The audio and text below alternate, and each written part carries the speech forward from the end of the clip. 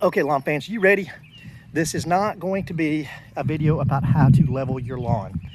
There are hundreds of videos out there on YouTube about that. I'm just going to tell you that today I went and I got some sand from our local landscape supply store. I used a leveling rake. I guess some of you will call that a snow shovel because of how big it is, and then that's just a shop broom. Put a tarp down the back of my truck, got a half a scoop, and my original plan was to just do the putting green today. And this is after I put the sand out. This is masonry sand. I put it out, I broomed it, and then I took the leveling rake across it. I did that because I'll have to do this type of leveling once a year, and then I'll come back and just add sand probably 2 times a month, just through a little broadcast spreader like Scott spreader, just to put sand on top of the surface.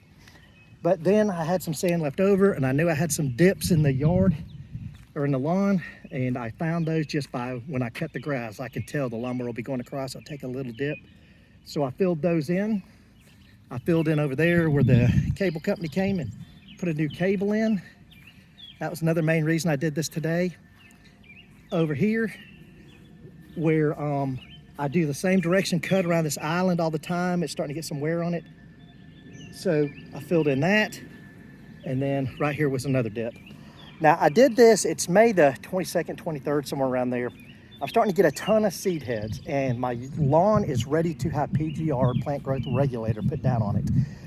I need to do this before I can put PGR down, because PGR will slow the upward growth of my lawn down.